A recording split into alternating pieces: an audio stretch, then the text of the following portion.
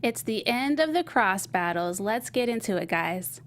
You're tuned in to AfterBuzz TV, the ESPN of TV talk. Now, let the buzz begin. Hey guys, welcome back to another episode of the Voice After Show. I'm Princess and I'm here all alone tonight, but you guys can keep me company down in the comment sections. All of my co-hosts are out of town, but they'll be back next week, so check us out again next week too.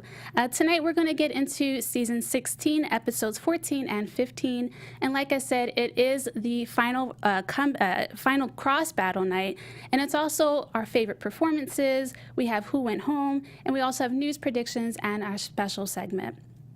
So let's just go ahead and get into our favorite performances for the night. My personal favorite was Calvin. He performed New Rules by Dua Lipa, and he went up against Julianne, who sang a bilingual version of Adele, which was amazing. I personally have been a Calvin fan throughout the season, but last night he really just blew the roof off.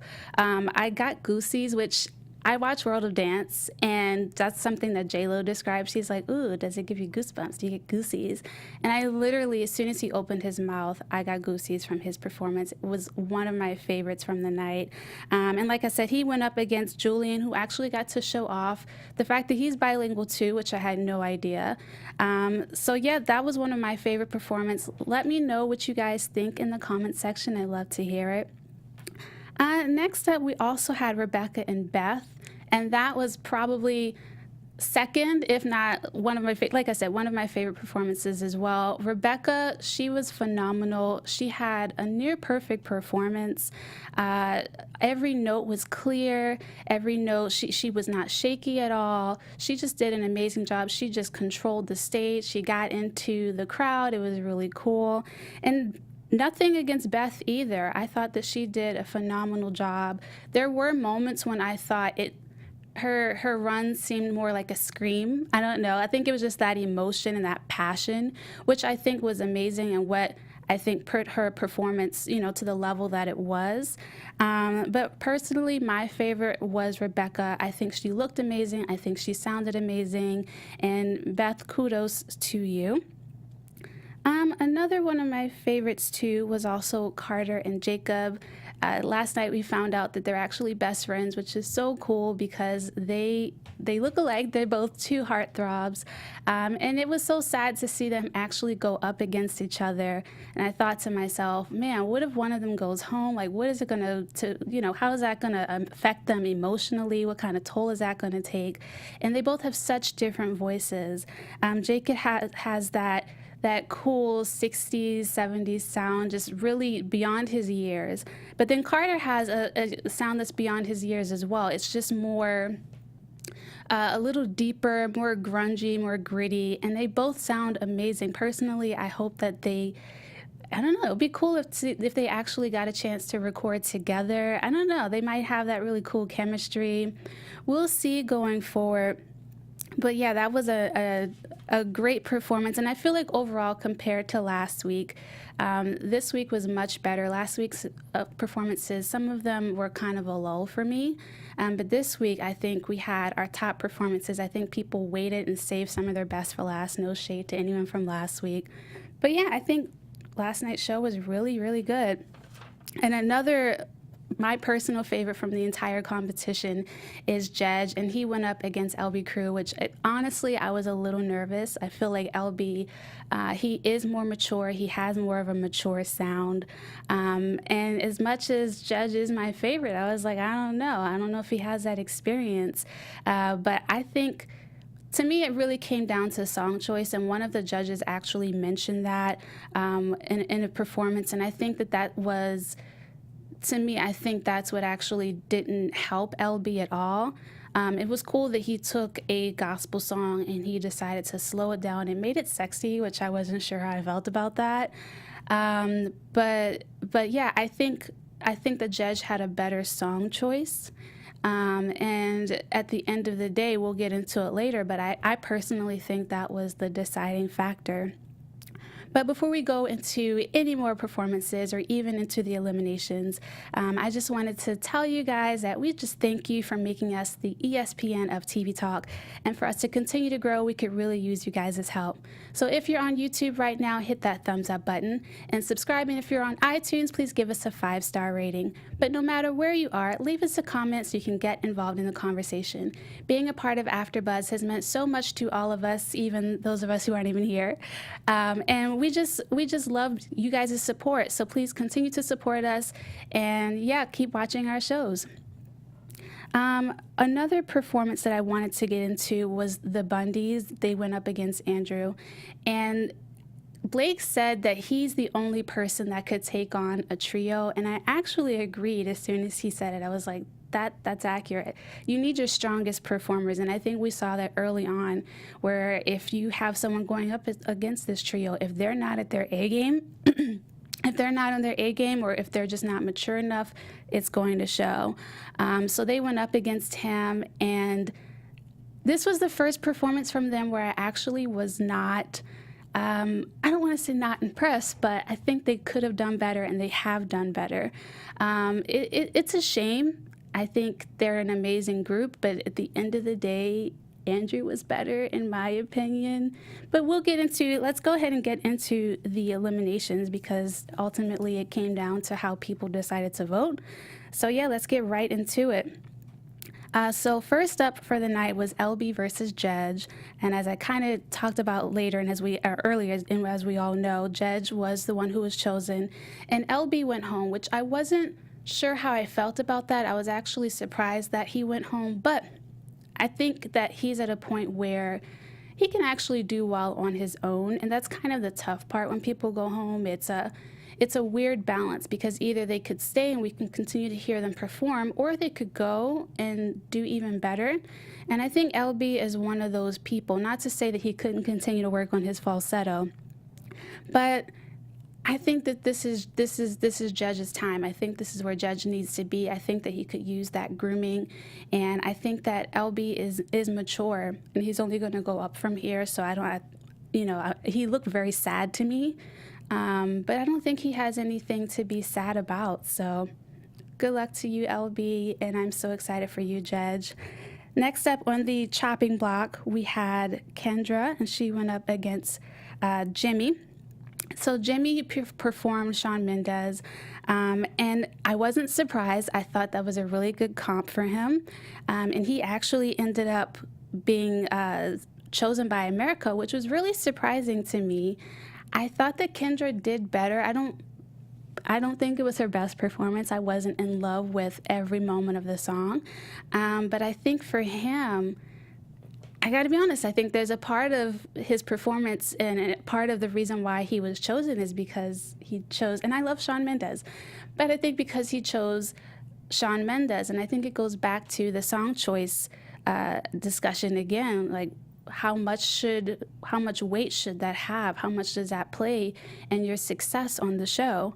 And I think that really contributed to why he was chosen over her. But at the end of the day, Blake stole Kendra back, so she was safe. She's not going anywhere.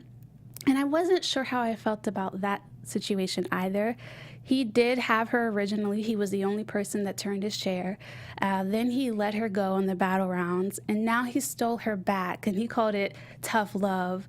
But I mean, I'm happy to just see her back on the show, and I'm sure she's like, I don't care. I'm just happy to still be on the show. But it'll be interesting to see what the dynamic looks like between them. I don't think she's going to be petty, but I wonder now that she's back, and it seems like he may have regretted letting her go. I wonder if now that she's back, if he's really going to groom her and really going to pay special attention to her. So we'll see moving forward. But next up, we have Sean Sounds versus Carly Marino. Carly is one of my favorites. She's this really cool, laid-back Orange County girl, giving off the Gwen Stefani vibes, we can all admit. I felt bad for her going into this because Sean has such a rich voice, and we got to hear this really cool baritone, which we didn't even know he was capable of doing. And she's an amazing singer. She has her own vibe. She has her own sound. But going up against a powerhouse like them or like him, I really thought to myself, this is a tough one. And I think I think that she held her own. I think she did a phenomenal job. I think that she is super talented and she's going to go far on her own, but I don't think this was her night. She went up against someone who, if had gone home, I think people would have flipped tables. Like, he could not have possibly gone home. So, I think we'll see more of Carly, hopefully. We'll see, maybe Gwen will step in and be like, hey, let me help you out. Like, I have this really cool sound. Like, we both have this sound together. So who knows? We'll see what happens with that. And as I talked about earlier, we had Carter and Jacob, and Carter ended up being chosen by the country. And that was a tough one. I think that they are so different, and I think that we hear that throughout the season a lot, is talking about apples and oranges. And they are so different, yet visually they're both the same, or they both look very similar. But the country ended up choosing Carter, and I thought that they both did a phenomenal job. I think it could have gone either way.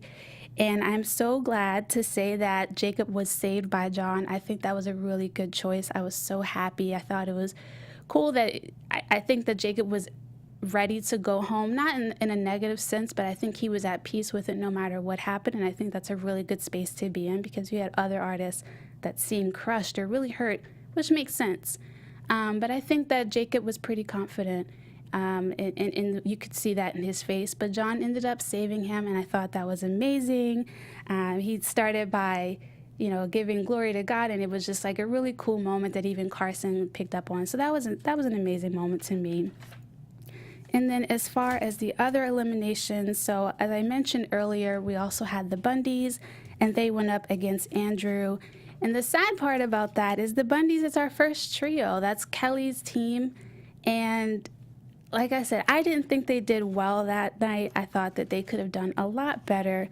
But at the end of the day, the world ended up choosing Andrew. And I agreed with it. I thought that that was a good choice for on behalf of the country. I think they could have done a little bit better, but I'm sure that we'll see more from them in the future. Another performance that I really, like I said earlier, I really enjoyed, and this one was kind of tough, but I agreed as well, was Calvin and Julianne. So Calvin ended up getting chosen, and I totally agreed. It was tough. Julianne is an amazing singer, and they both have these really cool looks. I think they both can easily be pop stars and probably will be. But with Calvin, I think that last night's performance was the pinnacle, like, of his performing on the show. It was phenomenal. He took the song and made it his own. It didn't sound anything like Dua Lipa. He took regular lyrics that were meant to be sung and he rapped them, and I thought that he just did a phenomenal job. So I agreed with it. It was tough to see Julianne go home. But last night wasn't his best performance, but I'm sure we'll see more from him. He's cute, so there'll be opportunities out there. And Rebecca and Beth. So Rebecca ended up getting chosen, which was really tough because Beth is so talented. But Rebecca's performance last night, like I said, I think it was perfect or near perfect, and it's really hard to say no to that. And the thing that I thought was the coolest was just that Kelly, at the end of it, she went up to Beth and she told her, hey, if you ever want to sing with me, and of course Beth was like, yes, I do want to sing with you. But she told her, if you ever want to sing with me, please let me know. And I think that's a really cool aspect of The Voice. Is I think these coaches really care. They don't just leave their team behind. They don't just kick them to the curb once they leave the show. And I'm excited to see where Beth goes from here. I'm excited to see her and Kelly work together. It seems like that's something that is definitely going to happen and be in the works. But at the end of the day, like I said, I think that this was Rebecca's performance. It's really tough. Beth did amazing. She put her heart and soul into it. But obviously, we're going to see more from her. And Kelly made us aware of that, and they didn't turn the mics off. So we know there's going to be more in store for her. And last but not least, we have Abby versus Geith. So with Abby, I thought that she had a really cool sound. Her performance, there are certain moments that felt a little uncontrolled to me. And I thought that Geith's performance, it was solid. It wasn't my favorite. It definitely wasn't the worst at all. But I thought it was interesting that Blake and Adam both said that he's going to win the show. And I don't know how to feel about that. I think there's so many other voices this season, people that are surprises. I don't know if I agree with that assumption, but Blake has won the most seasons, so he kind of knows. So I don't know how that would feel even as a contestant to hear something like that. I don't know, that's just my 2 cents. But at the end of the day, Gaith was chosen, but Abby was saved by Kelly, and she was her last save just before the Bundys. So if the Bundys weren't chosen, they were going to go home. And I'm excited to see where she goes and how she grows as an artist. I think she does bring something unique to the show and to Kelly's team. And at the end of the day, I think that it was a good save. I think that her performance was better than the Bundys. Not by much, but I thought it was better than the Bundys, so kudos to her. But that wraps up both of our shows. So next up, we are going to get into some quick news and updates. AfterBuzz TV News. So I'm sure that you guys have heard, obviously you watched tonight's show, but The Voice on Tuesday nights is going to be moved to 9 p.m., so it's going to be swapped with The Village. So The Village will now be at 8 p.m., and The Voice will be at 9 p.m., and that's only on Tuesdays. And so according to Deadline, part of what they think was what led to the decision was just that 8 p.m. slot shows tend to not do as well during the summer, and especially a show like The Voice, which relies heavily on live viewing. They need it to be during a time where people are going to watch. So they swapped it out. Let's see how it goes from here. But yeah, please just remember Tuesday nights the show will be on at 9 p.m. and not 8 p.m. Monday nights will remain the same.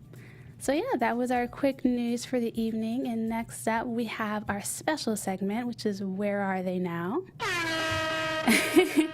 In this segment, we talk about former Voice contestants and go into Where Are They Now? And so I'm going to toss it over to our producer who's going to help me out and talk about tonight's Where Are They Now story. Hey, Princess. Hey. So, we're going to be talking about Sawyer Fredericks. He's from Season 8 of The Voice. And here are a few things that he's been up to recently. So, he just re-released a new single of his original song, Should Have Known Better. The song didn't really get as much publicity back in the day. And so, at that time, it was being released on a crowdsourcing platform called Pledge Music. And yeah, that's basically what happened. They didn't publicize it very much, so they're re-releasing it to put a spotlight on some of those songs. Okay. Yeah. Go ahead. And then one last thing is he also just recently played at South by Southwest, so things look like they're doing pretty good for him. Oh, that's really good. Yeah. I remember watching, we were talking about it earlier, I remember watching him on his season, and he actually won, so I'm happy to see that he's up to something now. I didn't know about the crowdfunding thing. I've never heard of that, so I'm going to have to look into that now. Yeah, I never even heard of Pledge Music, so when I was reading into it, I thought they were about to say something about like Kickstarter or something like that, so that's possibly why it didn't get publicized as much. Like, I mean, maybe it's big in the music world, but I personally, like, just as a general consumer, I haven't heard of Pledge Music. Yeah, I think when they raised money for TLC's last album, I think they used Kickstarter or GoFundMe, something that was more well-known. Yeah. Never heard of this, so And that's interesting. It usually, like, I know when I was looking up to try and do a potential crowdsourcing, like, that was one of the big things. It's like, if you want to do it, it's either you do it with one of the ones that are more well-known or you do it with one of the ones that are unknown, but some of the cost benefits or, like, you know what I mean? Like, some of it doesn't work out, and this clearly didn't work out. But it looks like he's re-releasing it and might be getting a lot more pushed into it. Yeah, well, good for him. I hope it works out. He was at South by Southwest, so that's pretty awesome. Yeah. But yeah, hopefully we'll see more from Sawyer. I literally, as soon as I saw his picture when I was doing my research, I was like, I remember you. I remember your name and your long, gorgeous hair. Yeah, he was awesome. Well, thank you so much for giving us the lowdown on what he's doing today. Yeah, no problem. Awesome. Well, really quickly, I just want to get into some predictions. Yeah. And now, your AfterBuzz TV Predictions. So we know that clearly the coaches, or at least 2 of the 4, have a favorite, which is Gaith. I don't know how I feel about that. I think Judge has been my favorite from the beginning. I think that there's so much more in him, and I'm hoping that his coach will really push him and really bring that out of him. So we'll see. I think that he could take it. I think he's definitely a contender, and I feel like Adam or someone has said that before. But yeah, that's who I choose. That's who I think will win the show. But we'll see in a few weeks. But other than that, that is our show for the evening. Thank you guys for joining me. You guys can find me on Instagram. I'm at Princess Carroll TV. I'm also on an after show for World of Dance on Sunday nights. And again, my name is Princess Carroll. Thanks for joining us. We'll see you next week when we have all 4 of us here. Bye, guys. Our founder, Kevin Undergaro, and me, Maria Menounos, would like to thank you for tuning in to AfterBuzz TV. Remember, we're not just the first, we're the biggest in the world, and we're the only destination for all your favorite TV shows. Whatever you crave, we've got it. So go to AfterBuzzTV.com and check out our lineup. Buzz you later. The views expressed herein are those of the hosts only and do not necessarily reflect the views of AfterBuzz TV or its owners or principals.